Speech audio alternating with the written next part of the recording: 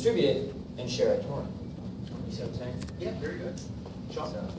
Sure. So question fairly meta because in terms of blockchain enhancements, I mean that is essentially Bitcoin 2.0, the buzzword. So in terms of blockchain usage, I think now you're starting to see people use blockchain as a tool rather than the entire thing that they're building. So it used to be that you would, when you're doing something new in the Bitcoin space, you just create an altcoin or whatnot that has some different value proposition over Bitcoin. But now people are starting to use the blockchain as a tool in their particular ecosystem or platform. For us, we're using the blockchain as a method to do mediation and verification of the files on the storage network, and then also use the blockchain as a method to essentially reward people for storing bits and chunks of files. So I think that's where the Bitcoin blockchain technology is going. And I mean, when I got into Bitcoin, and I'm classically trained computer science major, so when I look at Bitcoin, I see it as a data structure. I simply see it as a tool in the toolbox that can be combined with a lot of things like peer-to-peer or all these other technologies to make things happen. What I was saying is that the more you put on the blockchain, the less secure it becomes, and the more difficult it becomes to be used in the real day. Bitcoin is at an upper limit right now, and it can't handle higher volume. If Bitcoin goes higher volume, it's going to crash. Right. So I mean, one of the things is everyone tries to stuff everything in the blockchain or have the blockchain do everything, and it can't. It can't. It simply can't do that. It's not the magic cure-all for everything. It's a tool, and you have to use it as such. I will expand on that. I completely disagree with you on the disanonymizing the miners. Yeah. I think mining is something that is really you can replace altogether. Oh, I agree. So I mean, I can toss the ball up to Vitalik and Dan and I agree. You can eliminate mining altogether, and that gets rid of the problem. Well, you were saying something about walking through the front door. That's assuming it's open. What is it? And it's not a trap. It's been open for now. And the government is being very nice to open the front door because they like the blockchain because it allows them to use identity to not obfuscate, but to prove identity. So it allows a deal of control. Right. Well, once the government figures out that it would be to their advantage, they might be nicer. If you remove the anonymity of the mining, and if you remove the tokenization of the structure, then it is not a virtual currency and the door is wide open for you. But you have to remove the tokenization, which requires removing the monetary payout from the blockchain. I think Dan would be best to cover that. Right. Well, let's go to Dan. Dan? All right. So Bitcoin 2.0 blockchain enhancements. That's more or less been my business since I tried to figure out how to build a decentralized exchange. You need to be able to process the blockchain faster. You need to be able to minimize the number of chain forks and the disruption that they cause, reduce the confirmation times, and ultimately need to recognize that the blockchain as a data structure is essentially the same data structure as a corporate ledger, and that if you look at the books of Bitcoin, you see that mining is a giant expense, $500 million in the red. So mining has to go for economic reasons if you want these things to be sustainable. And so Bitcoin needs to upgrade. There are systems out there that remove the anonymity, which I strongly support, with delegated proof of stake. The shareholders, as I call them, as an analogy, it's like the Bitcoin holders, vote on 101 people to produce the blocks. You can't ignore economics. And as much as we like to think technology can solve everything, economics rules the day, and that says economies of scale result in centralization. So mining will result in centralization. How many people are controlling the Bitcoin network right now? You've got 15 people, if you talk about the mining farms, ASIC producers, and the pools. So where do we need to go? Is proof of stake. We can do 10-second blocks. We can take turns of delegated proof of stake, and I think that's the main thing. As far as how much data goes in the blockchain, if you have managed controlled centralization, where the people who hold the coins are in control of where that centralization is, That defeats the purpose. What I say about that is decentralization is actually, the free market is the ultimate form of decentralization. So the number one goal needs to be to remove barriers to entry. Because barriers to entry reduce competition. Mining is a huge barrier to entry. Anyone who wants to compete with Bitcoin can't do so on 256. And it doesn't matter if you go to CPU only. So basically, proof of work is the number one thing that needs to go in all future blockchain enhancements. But the goal needs to be to increase competition, reduce barriers to entry. And Bitcoin's biggest dilemma, as far as upgrading to 2.0, is how do you reach consensus to remove the miners from the system? Because right now, the miners are the employees, it's the bouncers running the nightclub, not the owners. And the consensus mechanism requires both clients and miners. right. So I think you're going to get it. The value of maybe you never know. It's possible. the value of any network is tied to the network effect. Obviously, the more things that can be done on one blockchain, the more network effect you can have.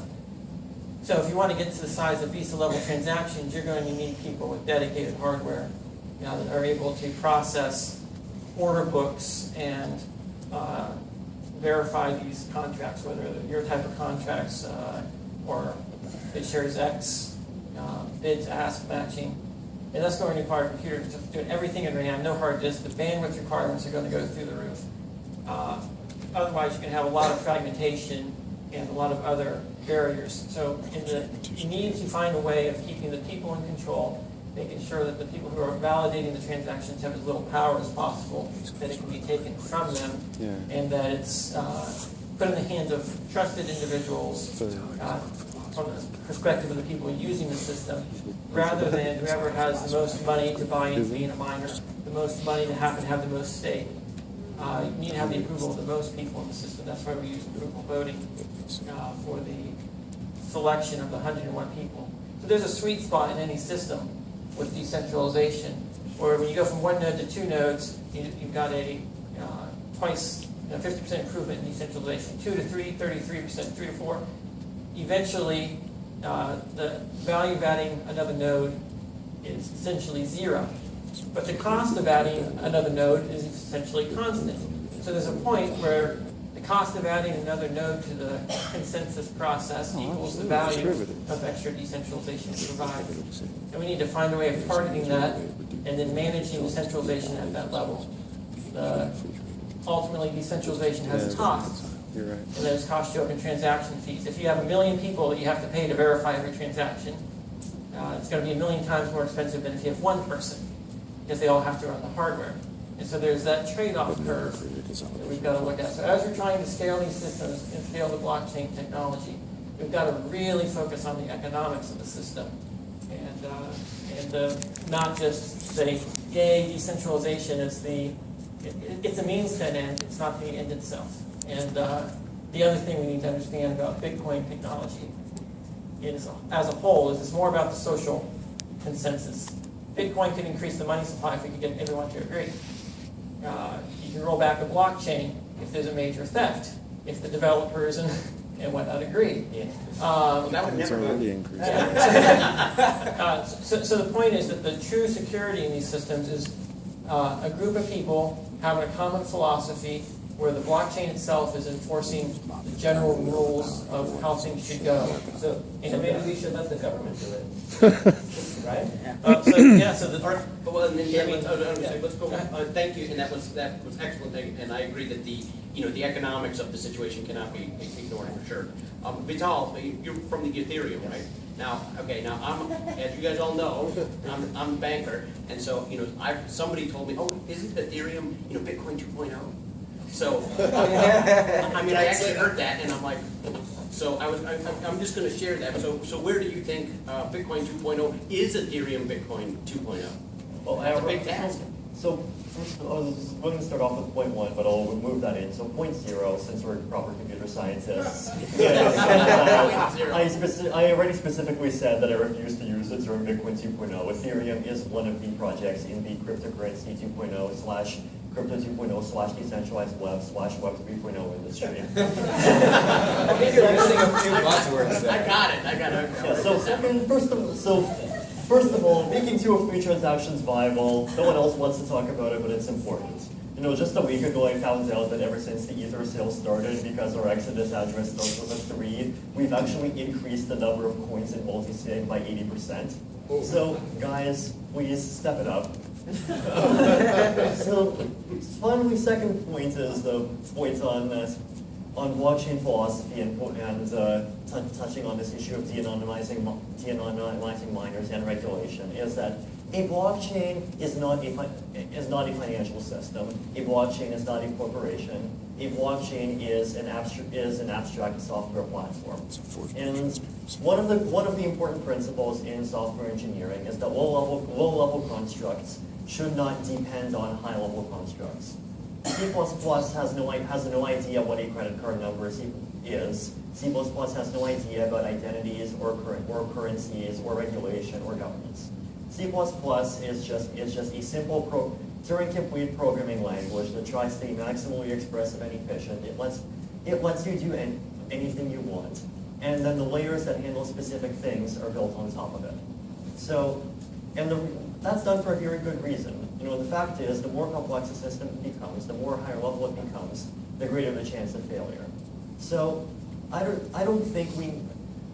think it's the completely wrong approach to start thinking about, well, how do we try to necessarily integrate social consensus right into the bottomless base layer of the platform, or that we need to try to integrate a system into the consensus for managing identities.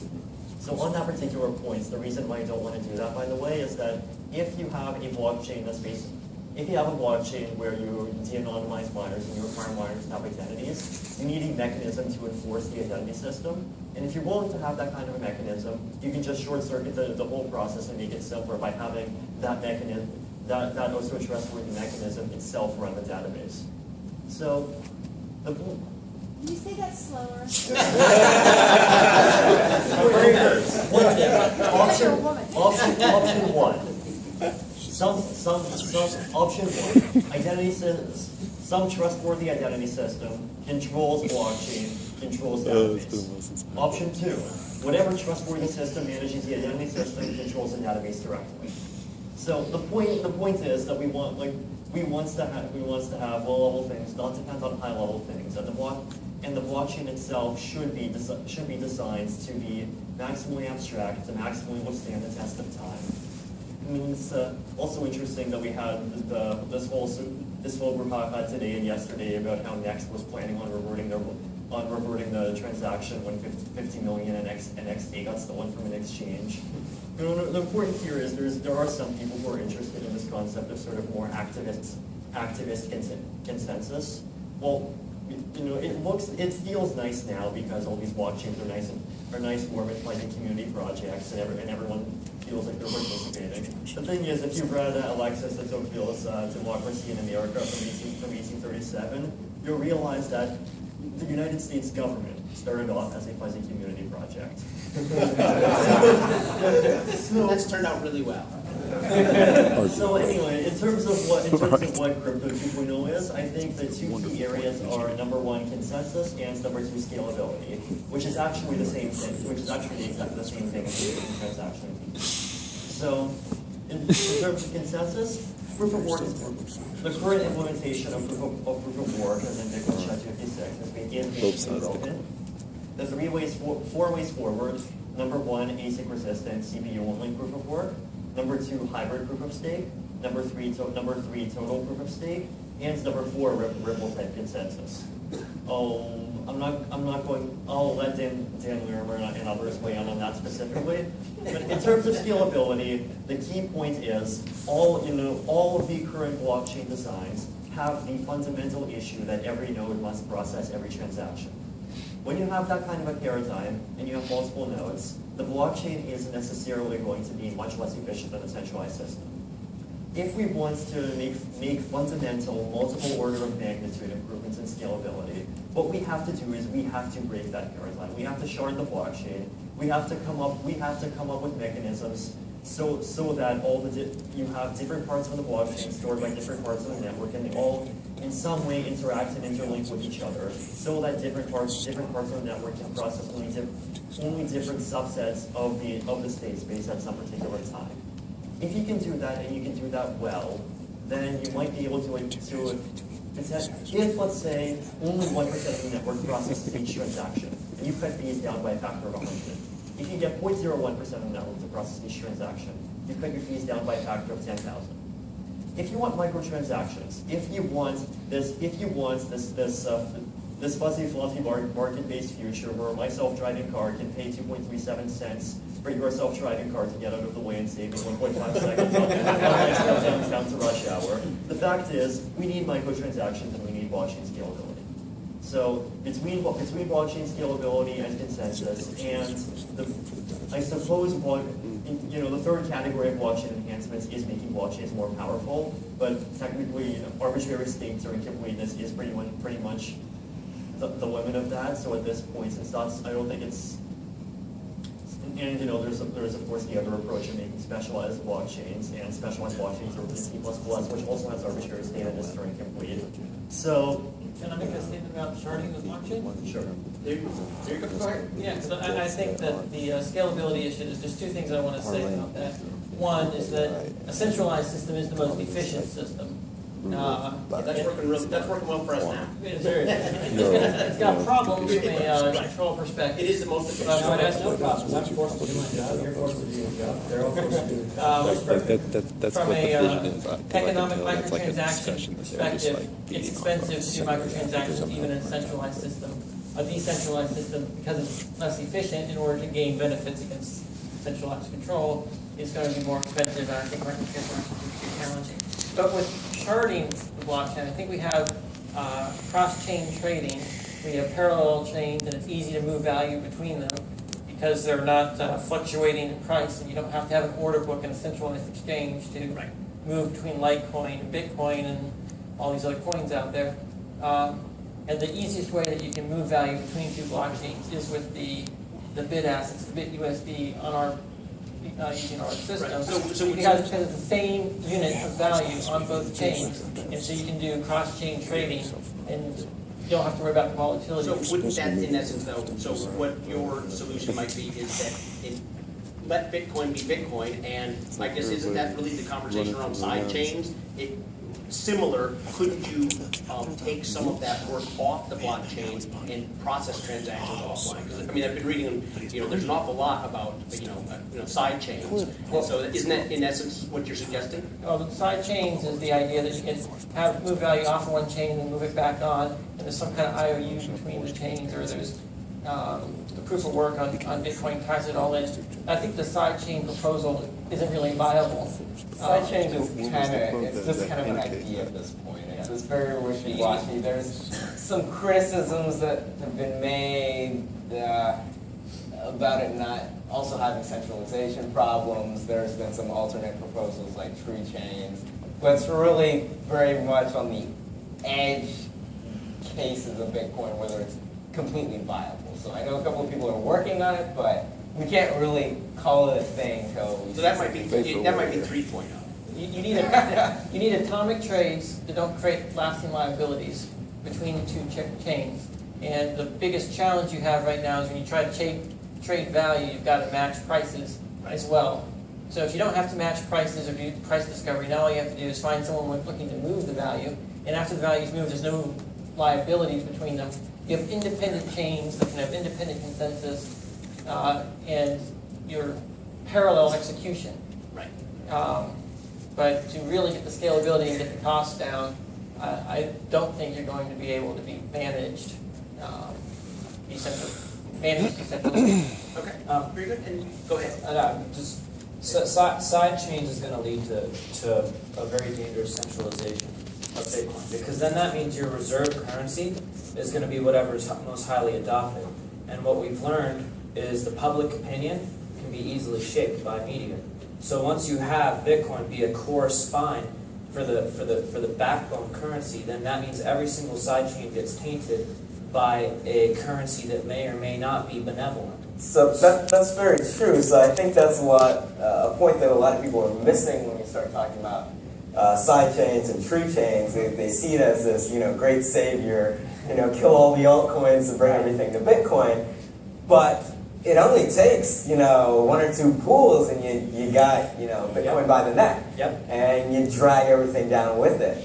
And also the issue now is that a Bitcoin's so afraid that they're too big to fail. Let it go to $1.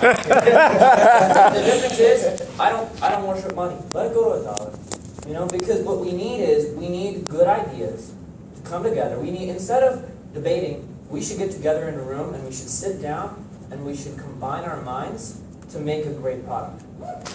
Word. And I think that's actually exactly what Satoshi beat you to it. Right, Satoshi was the beginning of technological innovation. This is where I kind of scratch my head with all these people who are a lot smarter than me. They love Bitcoin because it was this paradigm shift in technology. And now they say, okay, let's stop here. Let's not innovate any further. Bitcoin is all that we need. And it's ridiculous. It's just one monopoly replacing another monopoly, protecting their I power. don't think he said that. Where did he say that? I'm talking about Satoshi. The only issue is the worship. We should have a free market where the best technology wins, not the first iteration of the technology. Yep. Right, and that's something that, go ahead after that. I mean, so that's something kind of at Storage that we've kind of embedded in our philosophy.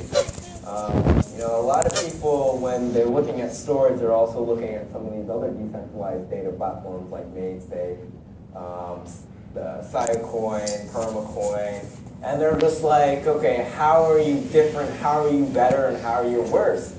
And the thing that I tell them is like, I know these guys, I've talked to them, I've met them, I have, portions of their coins, so why would I go around and try to compete with my, own, investments, or the only, I contribute to their crowd sale? That's like turning the guns and firing on your own ship. And so it's much better to work in collaboration and work together, just talking to Dan and Vitalik, and they're giving me feedback on my algorithm, and I'm saying, okay, this could work together, and it's much better to work towards the same goals than really try to fight it out against each other. So that's what I really don't like in the Bitcoin ecosystem that happens sometimes. You have cross competition between protocols and whatnot. I'm like, what are you guys doing? We have the whole world to decentralize, and you're sitting over here fighting over a little sand pile. So I think we need a little work on the Bitcoin ecosystem, but I think you're starting to see that now. Well, that's why when I'm not actually I'm not selling a service. I'm just selling an idea. Right. And if you can take like for example, multi-signature, you're saying that it's that there is actually a way to do a decentralized exchange just simply using multi-sig, which should have been done. So the money would never actually touch the exchange, and then you really don't. The only centralized service would be the person signing, which is what we were doing with Night Trader. You know what I mean? So you don't really need to worry about getting off one chain and getting to another. I don't think it's an issue. I think that the major issue is keeping your blockchains secure, which means keeping them small, keeping them manageable, and making the data that you store on it only the data that you need. So if you have a notary hash is great, because if you have a document, we can prove without, just like similar to what you said with a colored coin, as long as we're not burning tons of colored coins into the chain. All we want is a colored coin that says, I own this house. Here's all the documents. There could be, the beautiful thing about hashing is that you can take 100 documents or 1,000 documents and you can make a hash out of it, and it's this small. And that hash proves the authenticity of every single document that you're holding. Meaning that if you're the owner of a house, you could take all this stuff, or even like, you can take distributed code, and you can hash it down to this tiny little thing, store it on a blockchain, and now you have the beginning of Bitcoin 2.0. Well, we were talking about that a little bit yesterday, about how that would kill a whole lot of plots for Hollywood movies, because you have them, they hack into the video feed and change it, change the video feed, and now using Bitcoin technology, There we then go. you'll just say, oh wait, the hash is different. We looked it up on the blockchain, and this doesn't match up. Right. So Okay, well, let me get us back around. I wanted to get Carol to get a chance. To say, I know, I do want to hear from him too. So, in your perspective, now so what do you think Bitcoin? You're in the space and you've heard some stuff. What do you think are some of the big limiting factors that need to be in 2.0? I've got actually a little bit different perspective on what's going on. First of all, I think a copy of the tape of this session should be sent to the New York DFS.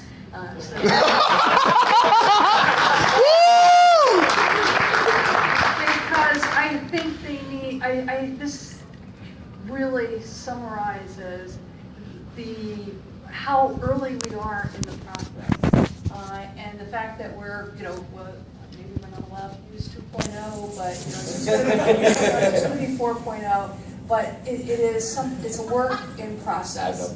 And so with that, that's one thought. The second thought, and it turns to the concept of the miners, but addressing some of the issues here, is that we are definitely in the middle of a great social and technology experiment. Maybe it's more like a train, and we're adding cars onto the train as we're going down the track here. I know that's sort of an old metaphor, but on the issue of the miners and getting the miners out of the process, one of the things to keep in mind in 1.0 or 0 or 0.0, whatever, is that the market, the competitive market took over, and the reason we're facing the issues with the miners now is that a protocol or a system was put out there, and there were people who figured out how they could exploit that. So I think, Dan, with the concepts of this 101 that we had a great chance to talk about this afternoon, is 101 people in each little system that you're dealing with, is that you're still going to find people who are going to learn very quickly how to game the system. And it's going to happen again and again. And you talk about moving away from the government as we have it right now. The government that we have, I think we heard some comments at dinner tonight, that people have learned how to game that system. So that's something we're always going to have to be dealing with. And no matter how, and I know that the mind of the computer scientist is to build as much into the code to make it as standardized as possible, but you've got a number of issues to deal with. This is human behavior. That how do you overcome that? Okay. Yeah, I would add something to that as well, and it goes back to what Vitalik was saying about not wanting to have miners. I'm sure C++ is beautiful code when it's inside of a computer. Just like a Lamborghini is a beautiful car that should be driven at 120 miles an hour down the road. Amen. But we don't drive it at 125 miles down the road because there are limitations in the construct in which we exist. Right? We will get a ticket, we'll go to jail. Right. So you can do this. And the consequences, however, are it's the same thing. The same, for example, if the rules are you cannot have anonymous miners, sure, we can choose to break those rules, but within this construct, there are consequences of doing that. Is that disrupting the system? If you're in jail, maybe, but I don't really think that's the most efficient way to get the distributed ledger out. That's an assumption. Where's the teeth within society? Can I ask Carol? There's no teeth. Nobody's going to do it. If I had to simplify this, and probably simplifying this, is the technical challenge that we've been talking about just now, and then there's what you just mentioned about the living in reality, the real world, and I think there's a lot to do on the technical side, but let's for a second say that we somehow resolve that, you guys get together and figure it out. What step has to happen for us to start actually using blockchain technology as real proof of ownership and not needing lawyers anymore? Smart contracts. Smart contracts. There are different kinds of lawyers. And the kind of lawyers you're talking about replace facing. in transfer of ownership. You know what? I'm gonna back her Right. up. The There's two kinds- kinds of lawyers. There's lawyers that put you in jail, and there's lawyers that keep you out of jail. That's one group of lawyers, but the kind that you're talking about, I don't disagree that disruption is absolutely necessary in that area. I'm not gonna say you get rid of all lawyers, but on the other hand, I consider myself a No, consultant but that wasn't too, the but- point of my question. But, The no, I point think- was, what has to happen for you to be able to go to court and say, I own this house or this car or whatever it is, here's my colored coin or whatever it is? I can tell you what needs to happen there, because that's the whole focus of what I like to call the post-contract society. Going to court and saying who owns this house, it's all about everyone agreeing that you own that house. We've got to get to a society where you don't rely on a government to enforce a contract. Where people do the right thing because everyone is in agreement about these things, and that involves voluntary cooperation. You need to have voluntary law enforcement, and getting to the point where if everything's a voluntary, non-binding interaction, like when you submit something to the blockchain, you call it a smart contract, but you can't make it happen, you can't make it not happen. Actually, you can. Well, what I'm saying here is, What if what I'm you've talking done about common law. violates SEC regulations? Are you going to tell that to the SEC? The English Empire, man, common law. Which is Or are you going to say, we should have voluntary consensus on the regulations when it's in violation of the regulation that is defines the rules of the country But- existing? The question is, Will they tell that to SEC? what I would say to the SEC. Okay, guys, all right. Okay, so let's How do you stick to find the justice Bitcoin in that? 2.0. Okay. As Ed said, we have a lot of opinions, and a lot of them are very strong. got you. It's So not a I logical wanted to summarize this because I know binary that I think the bus. Got a few more minutes? Okay, so let me just summarize it. Here's what I've heard from the group, and honestly, excellent.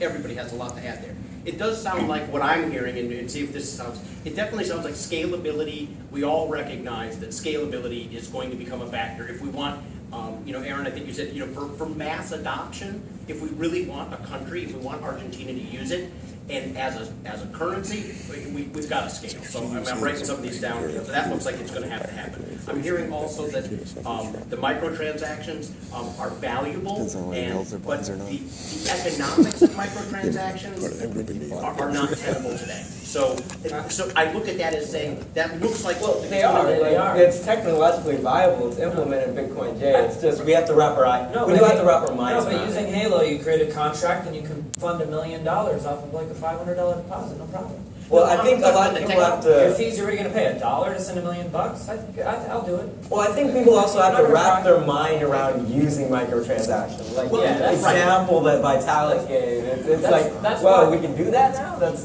Right, so I think, and I'm saying, duality I'm saying that. the economics of it is today, in the mining world, to mine a 1 Satoshi, if we had transactions flying around at that size, would it be, and again, I'm not saying that miners need to be, today the economics of doing that are probably, pretty, if you had a lot of those, I doubt that would be financially No, they are actually financially viable because you're not actually mining, they're not sending 1 Satoshis at a time. You'll be sending maybe $10, $20 at a time. Depending on how you're doing microtransaction. If you want a small little transaction of even 25, 30 cents, that's fine. Well, no, I'm saying to send 1 Satoshi, if you were going to have a global marketplace where you've got the cost of labor being $25 an hour in America and Why is arbitrage I don't know, How do you value $25 a Satoshi year versus a in dollar? Zimbabwe. But that's what Yeah, we're the trying per- to stop. the- We're trying to stop it petrodollar. so that Zimbabwe actually gets paid the same that we get paid, or else we're extracting from Zimbabwe. End arbitrage. Yeah. End arbitrage. Forget that. And that's a society we're trying to do away with. Right, but I'm saying in the world we live today, but microtransactions would be valuable in commoditizing labor and allowing. Now you can devalue and dump It's going to it. encourage people to extract from countries Exploit that it. can't afford Exactly. to do what we do. And it's going to continue the problems that we have today. Yeah. Free market's free market. current- We're a the worldwide worship, world. The worship of symbols. The people worship symbols. If it's, it's like the faces, the names change, but the faces are the same. Okay, You know so what I mean? let me just go, just a couple more things. So I've got the scalability, microtransactions seem important, that's what I'm kind of here, I'm just kind of trying to summarize. The colored coin idea, and whether that's smart contracts or some other use, that seems to be that there's definitely some consensus there that is valuable. how that gets implemented, I think, is something that we're going to have to do. And then I've actually heard a couple of people on the 2 of 3 transactions that already exist, making that having a third party be able to do an escrow transaction and making that easy would be good. Can I answer that? Sure. Because BitHalo does 2-party escrow, and there is no escrow agent. And third parties have no way to verify whether between 2 parties somebody is lying. So I believe that decentralized 2-party trustless escrow is the way to go. Okay. So I don't think 2 of 3. Well, I guess I would say 2 of 3. Maybe I should say escrow. Yes. 2-party escrow, or even but a 3-party is a 2 of 3 or a 3-party escrow is a very valuable. It will be very valuable for a tool. It wouldn't be an escrow agent because that would allow for collusion. And that's what always happens with escrow, is escrows have been known to disappear. There was an escrow that ripped off the HUD for $500 million. Right. But I'm saying in the business world, they can't be it's trusted. very common. I mean, an escrow agent, somebody that's voluntary arbitration. If we say, hey, I'm going to buy a car, I think that the 2 of 3 transactions, in a practical sense, would be immediately usable if it was. Well, I think you're also subsetting the full range of tools there. If you have a M of N scheme, you can add in more parties to do Yes, that. that's exactly. And you can have automated protocols to do that. There's many different ways you can do that. So just limiting it to 2 to 3 is limiting the tool itself. Right. So Right, maybe you can do crowdfunding with 80 out of 100. Right. So Absolutely. All right, so I know we just got a couple more minutes. The only other one I wanted to say is because, of course, how many people on the panel have you guys? Has anybody here used the BIPs, the Bitcoin Improvement Proposal Request? I mean, for the. No. Okay, I just want to see. Has anybody? Nada. The Bitcoin Improvement Proposals process.